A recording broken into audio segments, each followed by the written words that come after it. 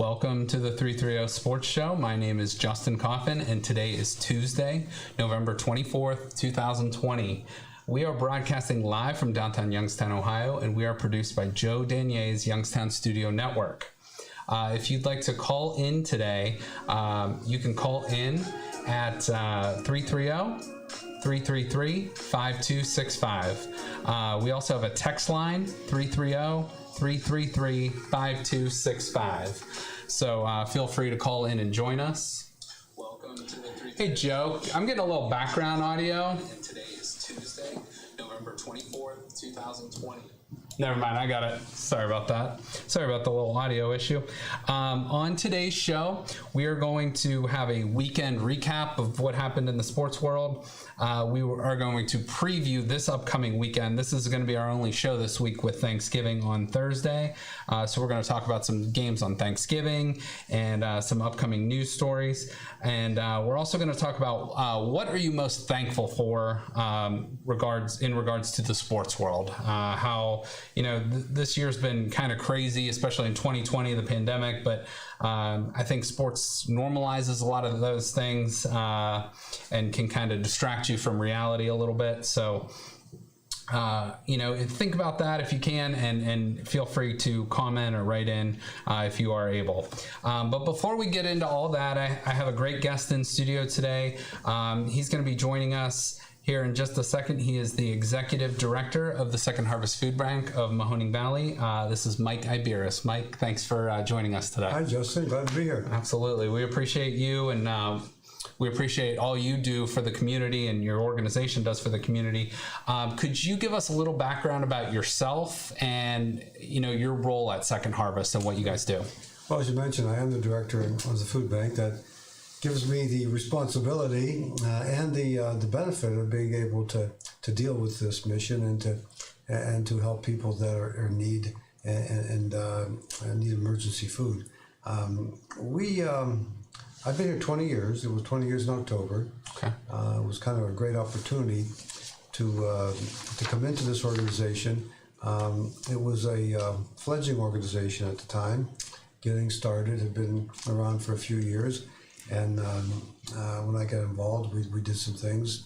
We brought on some help, some people I knew, some people in the community, and we built it to what it is today.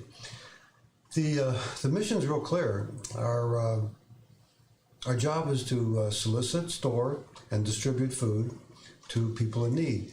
We do that through an incredible amount of pantries and kitchens. Mm-hmm. When I say kitchens, they're feeding sites. Okay. They provide meals for people in Columbiana, Mahoning, and Trumbull counties. So our scope is 3 counties. Sure. And we work through those pantries. Most of them are faith-based. Most of them are churches.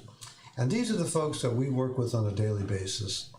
They will be coming to the food bank, picking up an order for their food, go back to their community. Okay. In one of those communities, and they will then distribute that to people in their town, people in their neighborhood, people that they know. Okay. So it works very, very efficiently, and it benefits a lot of people. You mentioned the pandemic. Obviously, mm-hmm. It's thrown everyone for a loop. We distribute. Last year, we distributed 11.5 million pounds of food. Wow! Which is the absolute most that we've ever distributed in the history of this organization. 4 million pounds of that was fresh produce. And so we're able to get fresh fruits and vegetables in because a lot of people need that in their diet. This year, with the pandemic, those 11.5 million pounds of food were distributed to those 150 pantries and kitchens for either a meal or for a basket or a bag of food to a family in need. People that came to the pantries are counted. In other words, if you would come to a pantry, a person would be asked how many in your family. Real simple, and they would say 2 or 3 or whatever the case may be. So the count we get those results every month. The agencies will give us a report of how many families they fed and how many people in the families. So prior to the COVID, mm-hmm. we were seeing about 13,000 people a week that were receiving, that were able to receive food in those families. That now has increased after the COVID started and our lockdown started, job losses, and all those kind of things. We're up to 20,000 people a week. Okay. So it's a tremendous jump. As you can see, about a 40% jump in the number of people that are coming to pantries and the number of people in those families that need some food. So the names change, the faces change. People come when they need it. It's incredible how that happens. People will come for maybe a month or two. Maybe they just got laid off, or maybe there's some crisis in their family when they need it, and then you don't see them for maybe a year, or you never see them again. Right. And then maybe somebody else who just lost their job, or maybe there's an illness or something, will come by, and so that just continues to work that way. So we're unfortunately this year with that increase in need, we've also increased the amount of food that we've distributed. So when you consider 11.5 million pounds of food last year for the entire year, which was a record, this year so far, as of it looks like we're ending this month, obviously, because Thanksgiving this week, most of the pantries have picked up and they're distributing.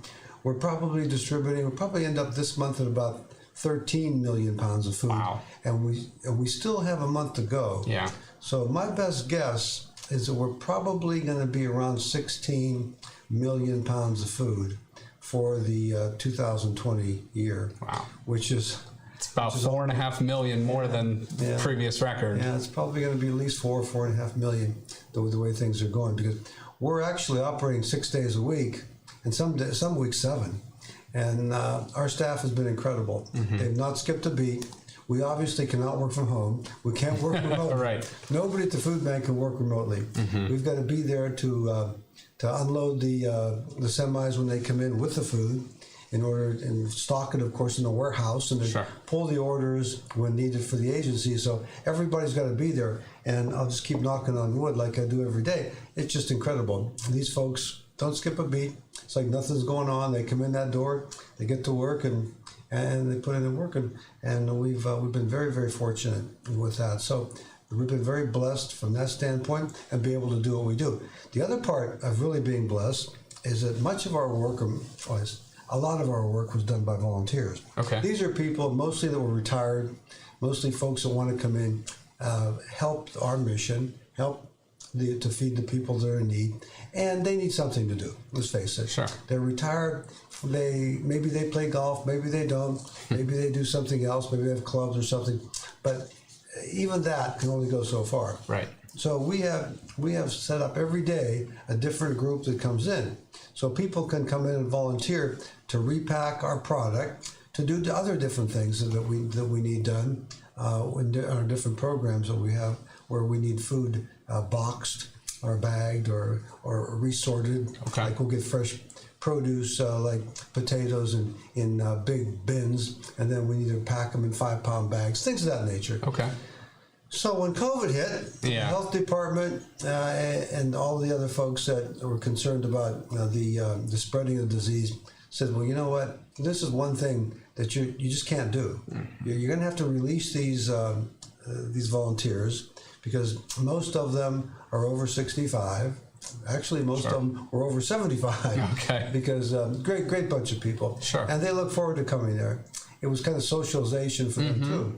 So we had to tell them, and there were about 70 of them that come in on a regular basis, and then we had the special groups come in on weekends. Businesses and churches and things of that nature would come in on Saturdays. Okay.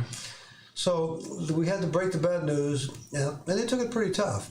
Many of them said, no, we still want to come. We'll sign a waiver, whatever you want to do. We're not concerned about the COVID. We want to be here.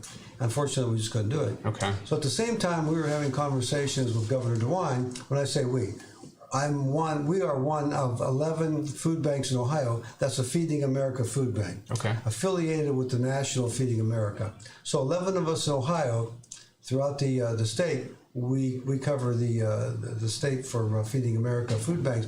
There's 200 of us nationally. So we're a network, and we all work together. And we work together to secure donations, to secure food, to secure funds, secure all kinds of support. So we, the 11 of us, started conversations with Governor DeWine, his staff, and some legislators. We said, you know what, could you help us out here? We're really stuck. And they said, well, how about if we deploy the National Guard and send the National Guard? Oh, that'd be great.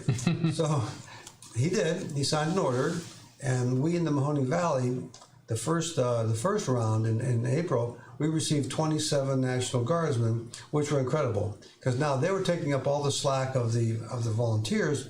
They were not only packing the food and doing all the things regarding that, but they helped with sanitizing the warehouse, sanitizing our vehicles, helping with deliveries, with pickups, all the things that we just could never have done, considering the spike. So that worked out real well for all 11 of us. And through the course of the year, there have been changes in the deployment.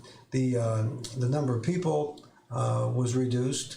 We kind of were getting a grip on things, and so we're currently with 15 volunteers, which is good.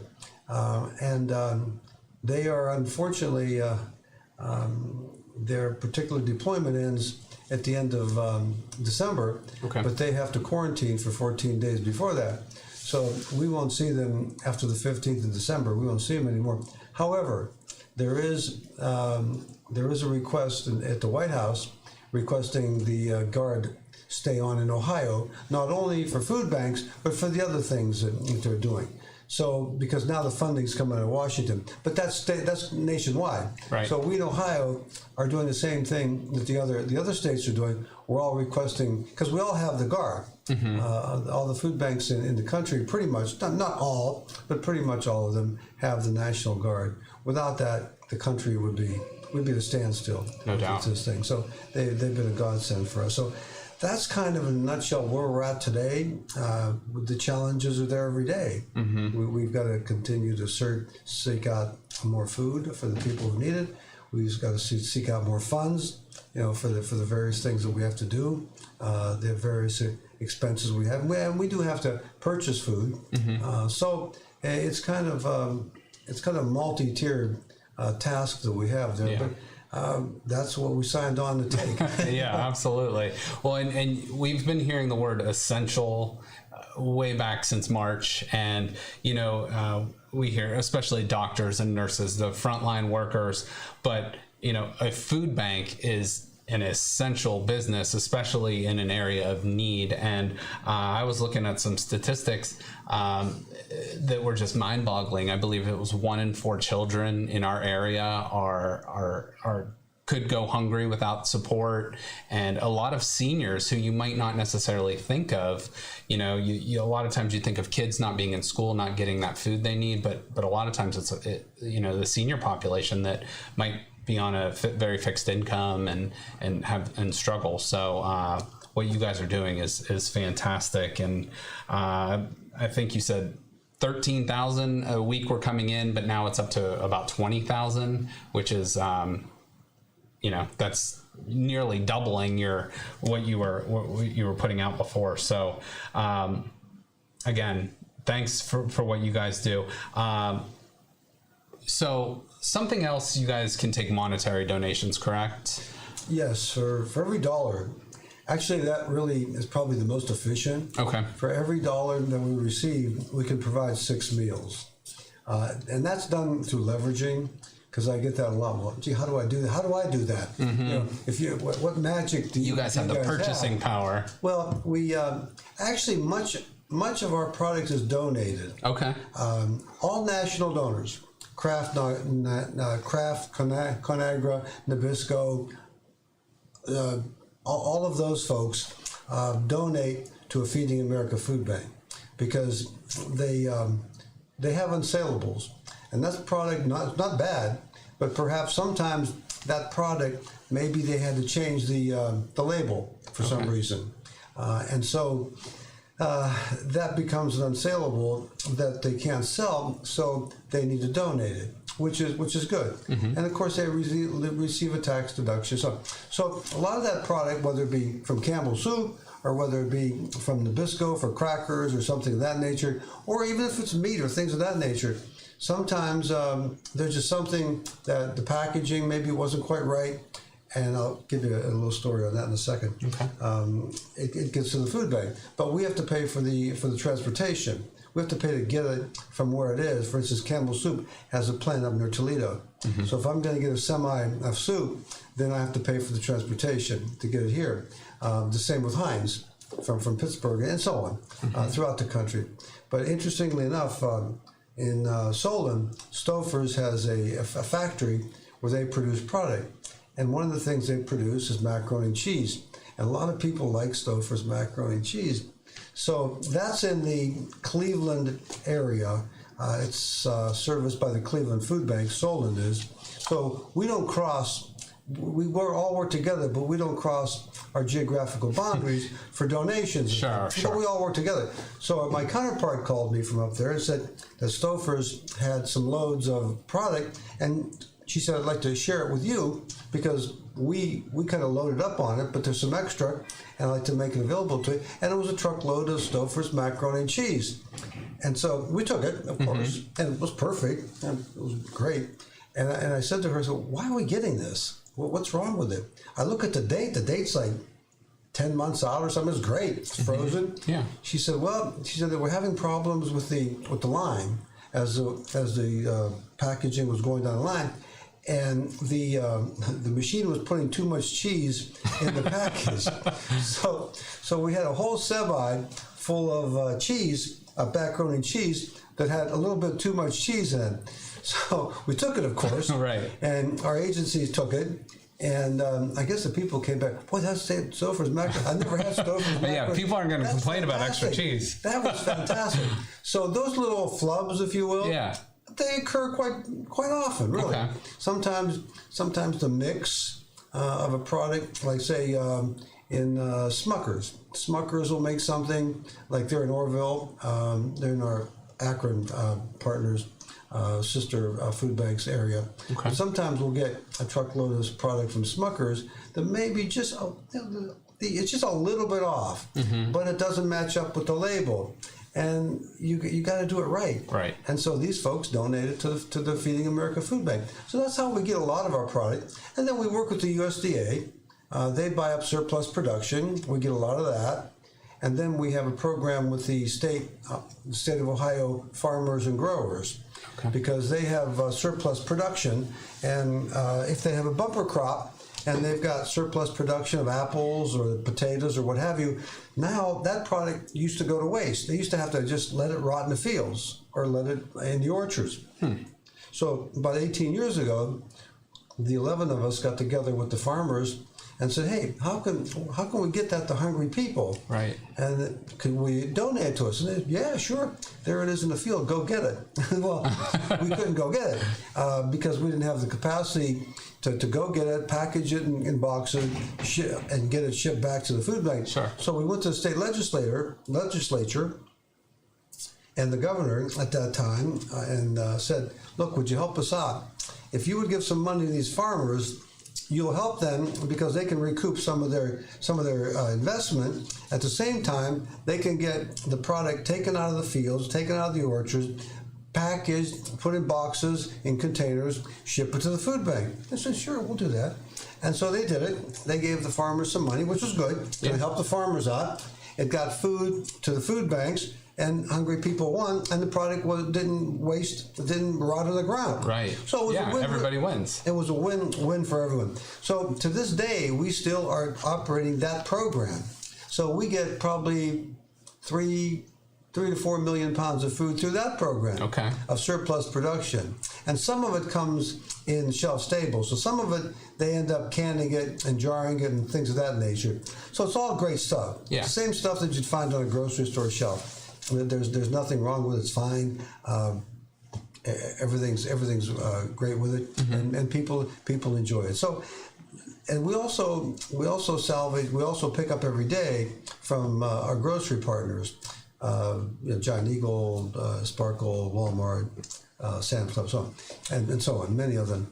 And we pick up their day olds and things of that nature, perfectly fine, except that they can't sell it because maybe the pineapples, or maybe they get a little bit soft, or what. We get them in, and they're gone that afternoon. Our agencies come in the afternoon, and they just load up on that stuff, take it back to their church, take it back to their pantry, and they sort through it, and then they give it to people in the neighborhood. So nothing goes to waste. Yeah, absolutely, and I think that would be a huge negative if. Just all this good food that people need would be going to waste. Like, for example, the farmers in the fields, that just seems like common sense that should be around forever. But you said this is just fairly recent legislation to get this done. Well, 18 years ago, when we were able to successfully institute this in Ohio, we were the first state in the country to do that. Since then, our colleagues throughout the nation, we probably have now about 30 or so states that have copied this program.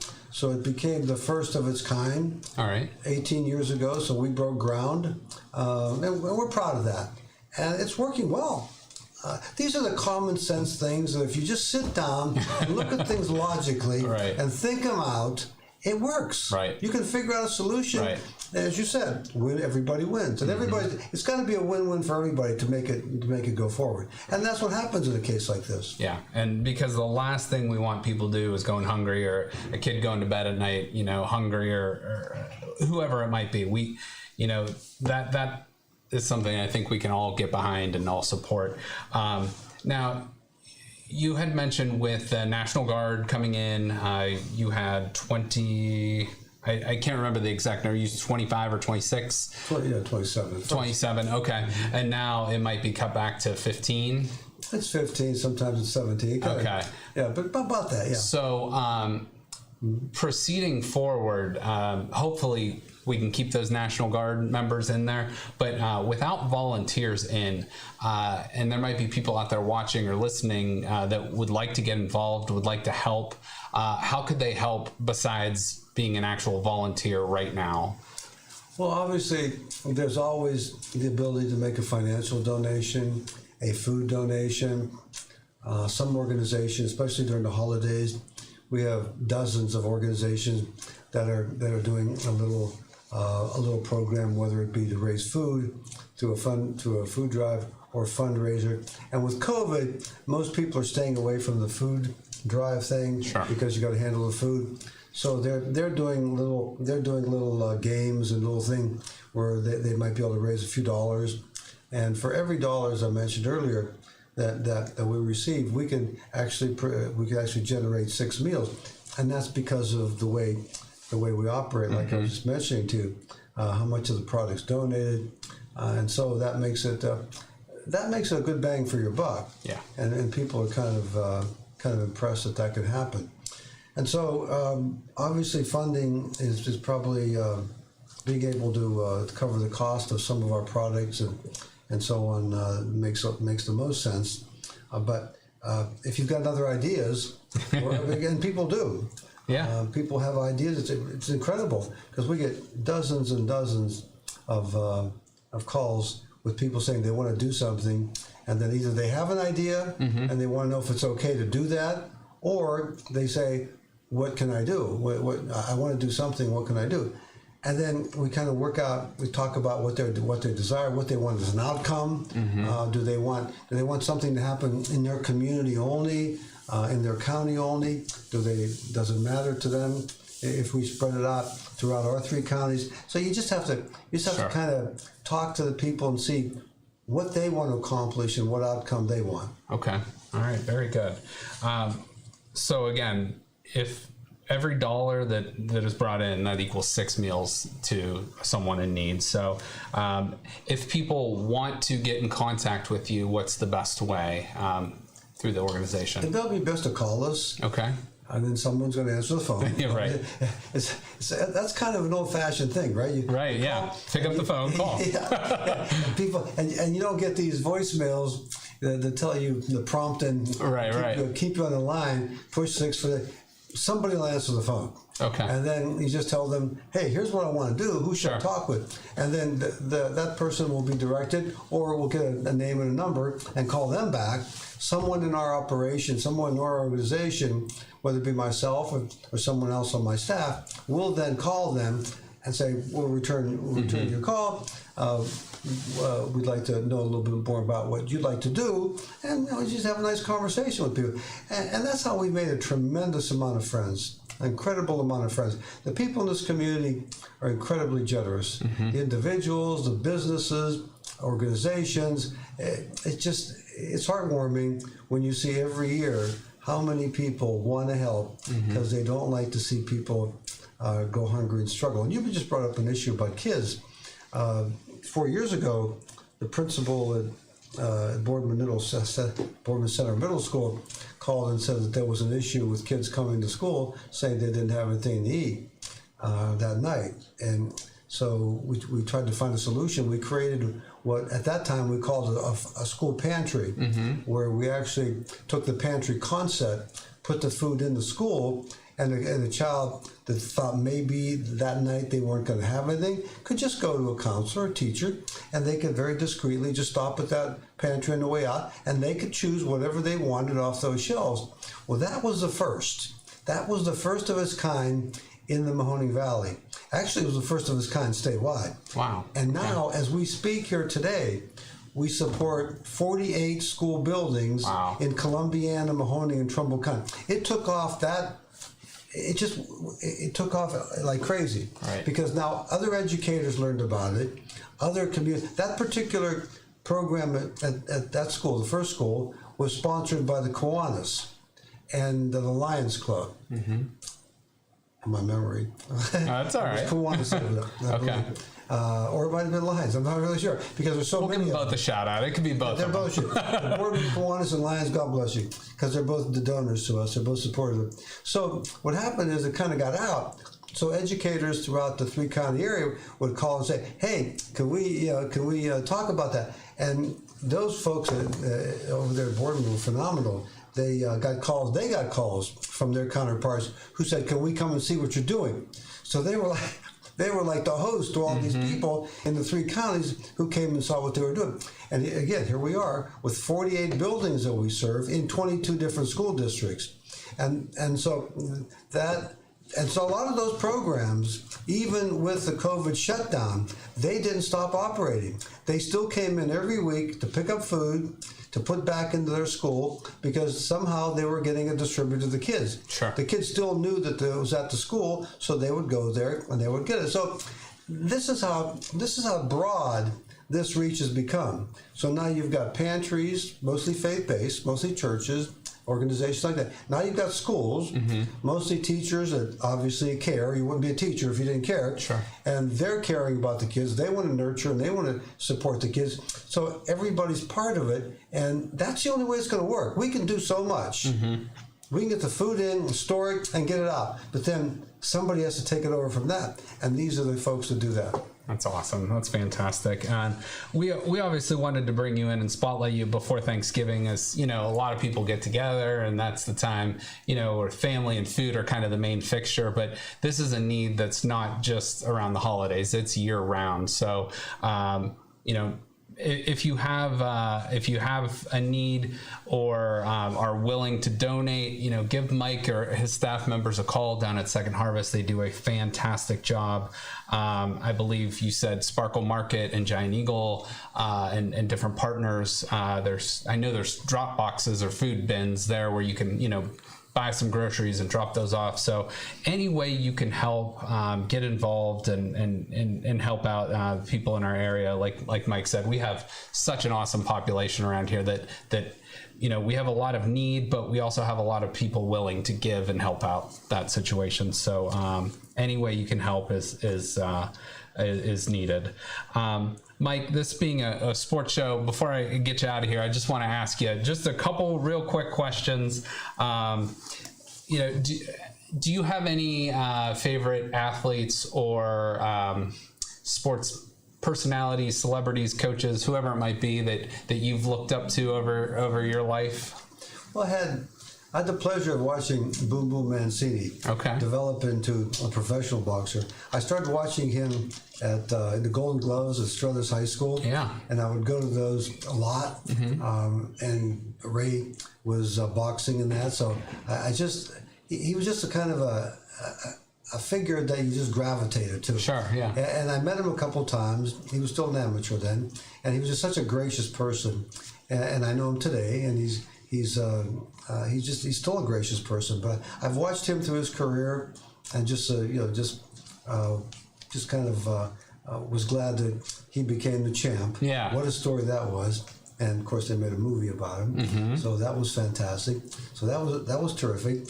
The other person that I met several times that really inspired me was Lou Holtz. Okay. I met Coach Holtz many years ago. He's from East Liverpool, of course.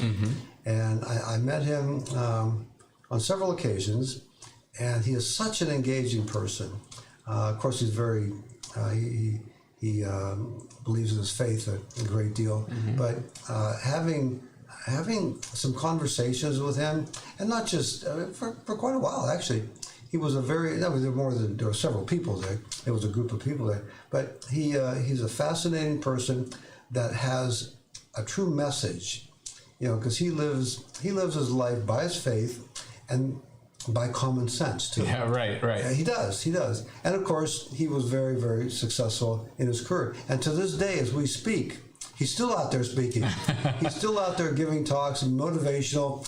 And he's an incredible person. He really is. He's somebody that I was very honored to get to not only meet him, but through some friends, get to sit down with him in an informal atmosphere and spend actually a couple of hours over a meal and conversation. It was just the messages, the life messages that he can put out to people, and he puts it in such a way that you listen and you take it to heart and you play it back in your mind. Yeah. And you say, gee, Coach Holt said this, and boy, that really makes a lot of sense. So, those are a couple of people that I got to meet and got to know, and they became, of course, very successful in the sports world. But they never forgot where they came from.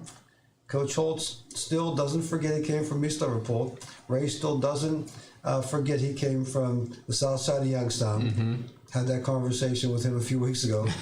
We were just reminiscing about the south side and the YSU area and different things that he experienced when he was here. And they just never lost track of that. They're humble beginnings, both of them.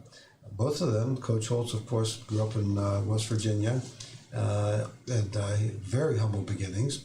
And so that's, to me, that's what's very impressionable. People who have made it in the sports world, but continue to want to help others in so many different ways. And these two gentlemen do. Very good. Very good. Well, I mean, I think you said it best, live your life by that message, and what they both say they live by, and they're just great people, great role models, and obviously we're proud to have them from this area, and great people to look up to. So Mike, I think we've taken up all of your time. I think you got a meeting here in about 30 minutes, so I don't want to keep you too much longer, but again, thank you so much for coming in. We appreciate you. Thanks, Justin. It's been a pleasure. Happy Thanksgiving to you. All right, Joe, I'm going to queue up this video. Could we go ahead and play this on...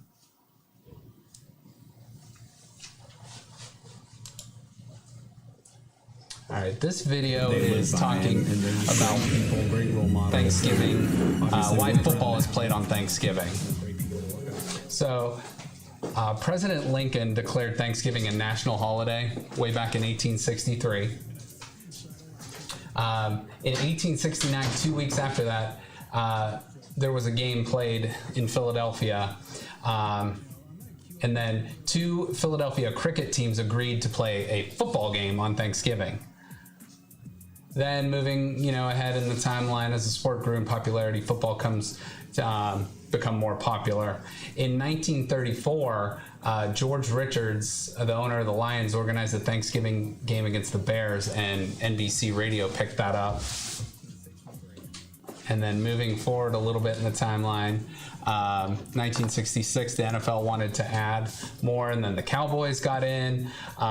So, we have those two traditional games that we always see, Lions and Cowboys. And then, the NFL added the primetime game. There's obviously been some college games. So a little history about why, Thanksgiving is the most popular sport for football now, or the most popular day for football, one of the most popular days for football now.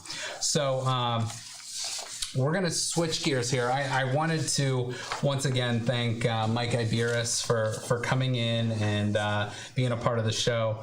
Obviously, like I said before, highlighting him on Thanksgiving, but don't forget that need doesn't go away after Christmas time. It doesn't go away after the new year. That need's always there for so many, especially during a pandemic, that if you could help them out, that's always a fantastic thing. So let's switch gears now and talk a little pro football from this past weekend. So obviously our Browns picked up a big win. I'm going to bring Joe in. And we're just going to talk a little bit about these games and stuff. So, Joe, from the Browns game, obviously a big 22-17 victory in a game that I don't think was as close as the score showed. What do you think about that game? We nailed it. It was a coin flip, and that it was a messy game on every side of it. But this record is something that you can be proud of that because you never expected it at the beginning. 7-3, which is just so awesome. So if you would have told us again before the season started, the Browns would be 7-3 after 10 games, it'd be like we'll jump on that. Well, I will tell you this though, that the single-dimensional run game is scaring me a little bit because I really don't see them using their tight ends and receivers. I really hope they would. Yeah, I totally agree with that.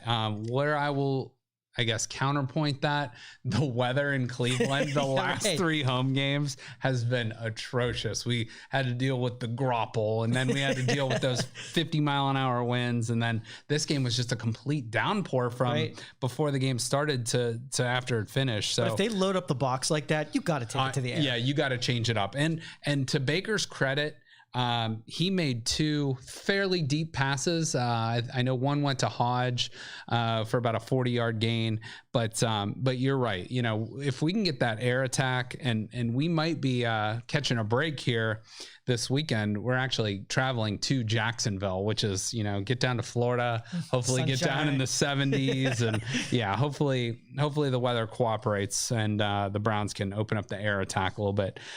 They also played this game without Myles Garrett.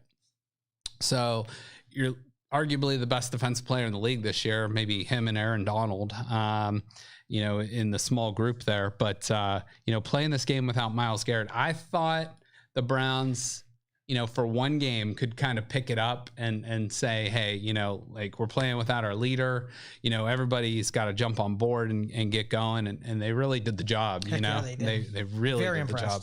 So Olivier Vernon stepped up. I mean, hell, even Sendejo, who the Browns fans have been all over, made a couple plays in this game. Ronnie Harrison got banged up a little bit. He's day to day. A little bit of bad news before I came in the show. I heard Denzel Ward, probably arguably our second best player on defense, is probably going to be out a couple weeks with a calf strain. So unfortunately, you're going to have to deal with that. And Garrett is probably going to be out again this week because of COVID. But if you see the lineup, it's affecting everybody. So, I mean, they had 10 guys out on COVID protocol in addition to your injuries too. So, well, yeah. And like you said, it's affecting everybody. I saw Baltimore, they're going to be without their top 2 running backs, Ingram and J.K. Dobbins. They're both on the COVID list, and I think another one maybe on their practice squad has it. Wow. So and they're playing they're kind of downhill right now, and they're playing the Steelers on Thanksgiving, so they're going to be in some trouble. We'll talk about that in a minute here. I'm gonna pull up this graphic here on the screen. If you could scroll over to the right a little bit so I can get the whole thing up there. I'm missing that. Let's see. All right, sorry about that. But anyway, we're going to talk about the rest of these scores. Really, the Steelers moved on, and now they're 10-0. They really took care of their business and handled it. So they took care of Jacksonville, who the Browns play this weekend, 27-3. Hey, the Chargers picked up a win. They didn't blow a game, but the Jets gave them everything they wanted in that last minute, and they held on, and thankfully for that coach Anthony Lynn, because they've lost some tough games this year, but Justin Herbert continues to be so impressive for. And I think I said San Diego. I keep doing that, but it's the LA Chargers. Oh, hey, interesting fact about the Chargers. Do you know where that nickname comes from? I don't. You would think, looking at their logo, it's a lightning bolt. But apparently their owner, when they were in San Diego, was the owner of a credit card company. And the Chargers, I think that's how it got affixed. Yeah, really? with the cha-ching, in the credit card. So yeah, a little interesting fact there that I'm going to claim is 95% true. Fact check, lie. Yeah, you can fact check me on that later. We'll see. In the another game, and I saw a picture of this, and it really was kind of sad. Joe Burrow went down with it ended up being a torn ACL, a torn MCL, and another some other damage in there. But poor guy. It's a very tough loss. But now, do they have a quarterback now? Because what was it? Their secondary guy went down too. Their backup quarterback. His name is escaping me. I know he's like a second-year guy from NC State, but I'm not exactly sure who their backup is. Okay.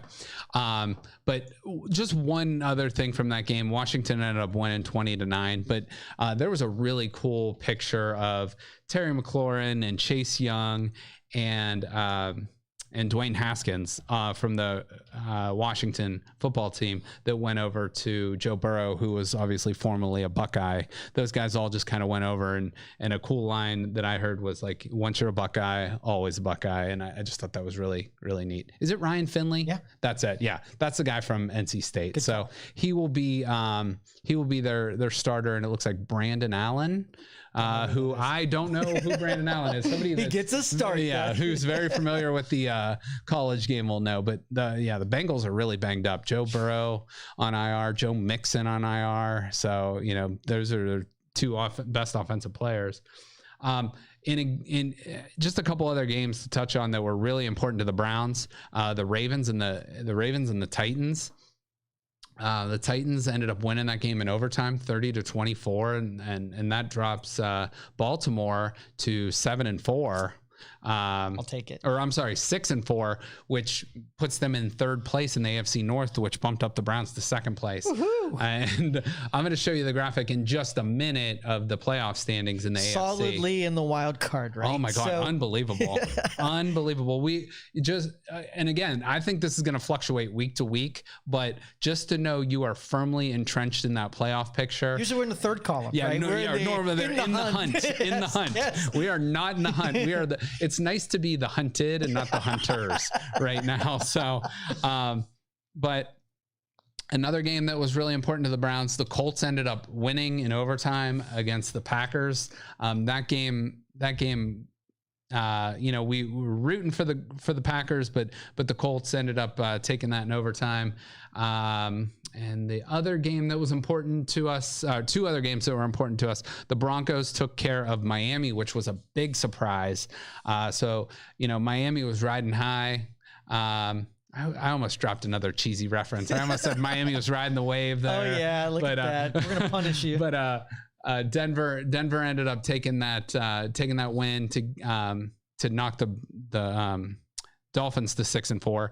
And then in probably the best game of the weekend, the Chiefs and the Raiders. The Chiefs in their final drive went down and scored in the final minute to take care of the Raiders and also dropped them to 6-4. So Mahomes is awesome. That dude. There's no doubt in my mind. You know, I still think Russell Wilson's in the conversation, but and Kyler Murray possibly, and maybe Josh Allen, but Pat Mahomes is head and shoulders above everybody else right now, especially with his composure is what impresses me most. He's a lung guy and he's so commanding. And you know, the Raiders had that lead with I can't remember exactly. There was less than 2 minutes on the clock. There was no doubt in my mind that Pat Mahomes was going to win that game. Just an unbelievable finish, and he's just so calm and smooth, and like he is just so good. And anytime you're playing against him, and you got the lead by one score, and the Browns might have to worry about this. This might be a matchup for them in the playoffs. But you know, did you just say that? Say that again. The Browns could match up against the Chiefs possibly in the playoffs, and you know, in the playoffs possibly. I think the Browns they're in that 55 to 60% chance to make the playoffs, but you know, the best thing I can say as a Browns fan is take it one game at a time. Right. And, you know, we got Jacksonville this weekend. The only thing you can do is take care of your business. So take care of Jacksonville this week. I believe we started out at a 6.5 point favorite. We'll take a look at that game in a minute, but the Browns are, you know, this is a game they should win, and I think this is a game, like Joe said earlier. Hopefully, our air attack can get going, and with that run game. I think this is a game the Browns can. You know, remember that earlier in the year we were racking up those 30-point games back to back. These last few weeks because of the weather. I don't want to make excuses, but the weather has played a huge impact, and a lot of people have been saying, well, this is just another excuse for Mayfield and blah blah blah, and it's like, well, yeah, but look at what these other quarterbacks are doing too. Carson Wentz stunk. David Carr didn't do anything in that Raiders game, and then Deshaun Watson didn't play well either. Those are three decent. Well, Carson Wentz is down this year, but Deshaun Watson and Derek Carr have been playing really good football this year, and you know, so Mayfield.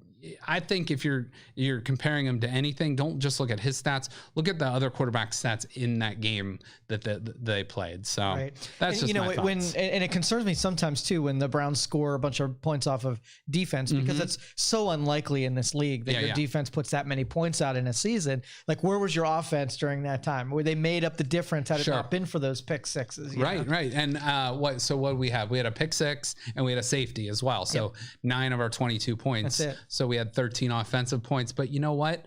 There's going to be some games where, hey, our offense has picked up our defense so many times. There's some times where we had all 3 pointers from our kicker, right? Exactly. Yeah. So it's time, you know, like that's what a team is, you know, hopefully if one is down, the other one's picking it up, balance it out. Right. So what do you think of that dynamic though, between Hunt and Chubb? You know, well, Chubb, I think the Browns at halftime had something like 20 some yards rushing.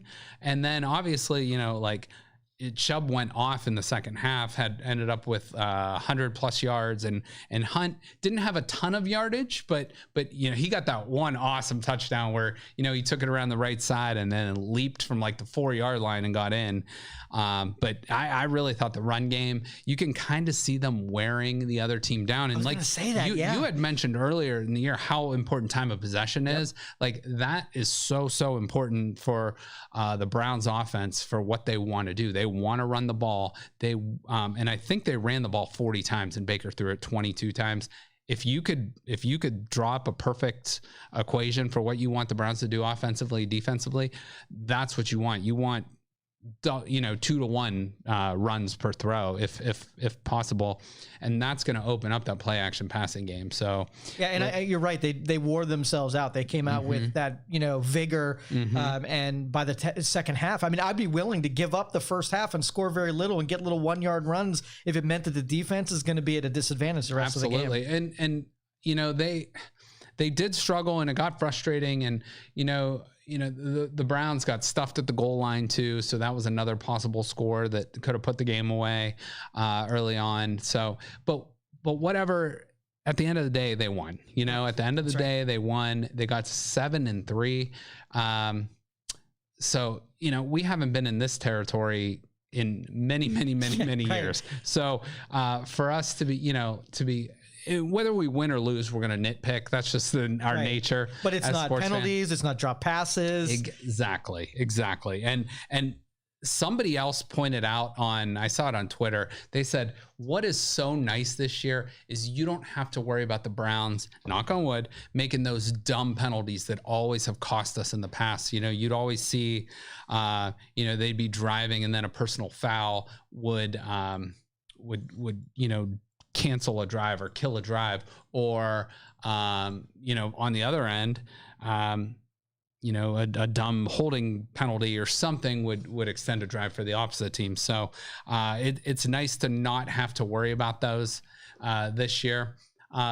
Let's go ahead and cue up the AFC playoff picture and look exactly where we're standing. So, obviously you got the Steelers at 10-0. They're playing fantastic football. Their fans are getting a little cocky though. I want to see them fall down a little bit. They really are. Pennsylvania actually has put in an ordinance. I think after this week, they have to go to like 2,500 fans in the stands. So it's going to be like friends and family. And I mean, that's a lot of friends and family, 2,500, but I'm sure, each player gets X amount of tickets. But Pittsburgh obviously sitting in the top seed at 10-0. Now there is only one bye this year. So that top spot is huge. So the Steelers keep winning. But the Chiefs are right on their tail, 9-1. So the Steelers drop a game here, so I think the Steelers are still going to be playing their best going forward. Chiefs at 9-1 in the second seed. Buffalo leading the AFC East at 7-3.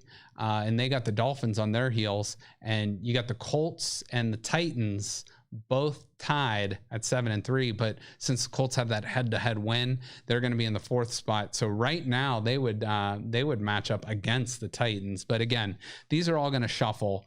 The Browns sitting there at 7-3, and the Raiders are the top of the 6-4 teams. So right now the Ravens and the Dolphins are out of the playoffs at 6-4. So big weekend of games here coming up. We have. I'm gonna just go over the Thanksgiving Day slate, and we'll talk about that. But the Ravens and Steelers, huge game Thanksgiving night. Right now, Pittsburgh is a 4-point favorite in that game, and the Baltimore Ravens obviously have a ton of injuries, and so. We'll see. I think Pittsburgh is going to win that game, and I think they're going to cover that line. In the other Thanksgiving Day games, I'm going to take the Texans. They're -3, and I'm taking the Cowboys -3. So those are my Thanksgiving Day picks: Texans over the Lions, the Cowboys over the Washington football team. Cowboys are so hit and miss, though. They really are. They had a big win, though, this past weekend over the Vikings. So I'm thinking maybe they're getting their legs under them. But in Washington, that's something else, too. All the teams in the NFC East have 3 wins right now. Philadelphia is actually still leading the NFC East at 3-6-1. So all these teams are fighting for a playoff berth, but yet they're only 1 or 2 wins away from getting the top pick in the NFL draft too, which is insane. Yep. So we'll see how that plays out. So I'm taking the Texans, the Cowboys, Texans -3, Cowboys -3, and Steelers -4. So I'm taking all the favorites, but I like all those favorites to cover. In the Saturday slate with the Ohio State, I just want to briefly touch on the Indiana game. That game got a little too close for comfort. With Ohio State had a 35-7 lead at one point and a 42-21 lead. But Indiana, they had the ball down 7 with a few seconds left to take a crack at it. But they made that a game, but I give credit to Indiana more than I'm being negative towards Ohio State. Ohio State won the game that was in front of them. And I think when we think Indiana, we think basketball. We don't necessarily think football. And Ohio State's beat them so many times in a row that, people aren't necessarily giving them the credit that they like deserve. you said, they're ninth ranks, and that's different than in years past. Yeah, so. They were the ninth ranked team in the country. They played a big game. They had 495 yards passing. They did have negative rushing yards, but Ohio State's secondary really got to pick it up. But I'm going to take the Buckeyes to cover at 28.5 over Illinois this weekend. Just a real interesting note about Illinois that I read, and this is from a listener. Illinois has played with a really thin roster this whole season. 3 weeks ago, they were down to their fourth string quarterback, and 2 were out with COVID, and the third stringer got hurt, which was crazy. But they've been playing some really good football. They found a way to win. They beat Rutgers a couple weeks ago. They beat Nebraska this past weekend, and they get their quarterback, their starting quarterback back this week. So the line opened at Ohio State 30 as a 30-point favorite, but is now down to what it is now. So a little bit of money going towards Illinois, but I think Ohio State does still cover this game. And a couple other college football notes, and then Joe, I want to end with one segment after that. But a couple other college football games. That Friday after Thanksgiving is always so awesome. There's so many awesome games. Iowa State and Texas are playing. That'll be a huge game to determine who's going to play for the Big 12 title game. Notre Dame is actually going to North Carolina and traveling to North Carolina. That's going to be a big game. North Carolina's offense, obviously very good. Notre Dame is right now sitting in the number 2 spot in the country. So this is a big game to see who gets in the ACC title game, if Notre Dame's going to still be able to get there. Stanford goes to Cal, and we have the Civil War in the Pacific Northwest between the Oregon State Beavers and the Oregon Ducks. So those will be some good game. One interesting game in the 3-3-0 this weekend is a team from the 3-3-0 is Kent State at Buffalo. Kent State has scored. Listen to this. Kent State has scored 60 points in back-to-back games. Kent State was always one of those teams too that was like, was always like kind of down and like a 2 or 3 win team. They are now they're a legitimate good team and going to challenge for a MAC title. So keep an eye on Kent State this weekend. Just some other Saturday slate games. Pitt is at Clemson. Pitt beat them in 2016 as a 21-point underdog. Colorado is at USC. USC put them on upset alert a little bit. Colorado could play them tough.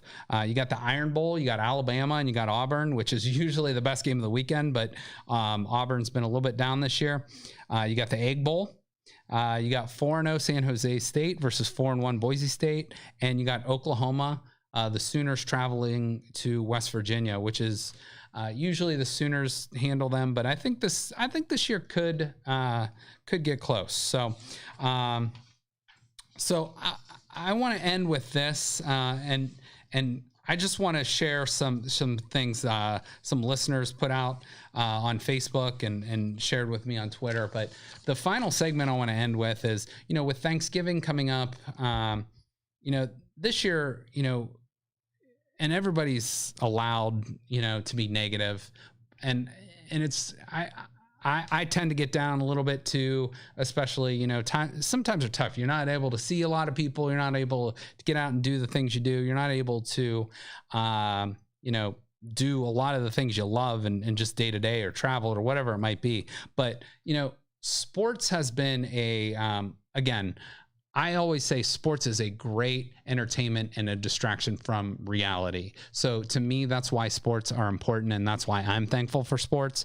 So I just want to share a few things that some listeners wrote in and shared with us. We had a listener write in and said that they were thankful for the NBA bubble because they were able to watch basketball throughout the summer, which was cool. We had another person write in and say football is figuring out how to play. You're getting to watch football practically every day of the week right now, which is just so cool. Someone wrote in, and I know this person especially has kids involved with high school sports, but high school and youth sports, I know it's not completely consistent because some schools are shut down and some schools are playing and some schools are quarantined, but they're at least trying to play. And I think that gives kids a nice sense of, they get to, have physical health, obviously, but their mental health, that's really important too. So I think this listener was thankful for that.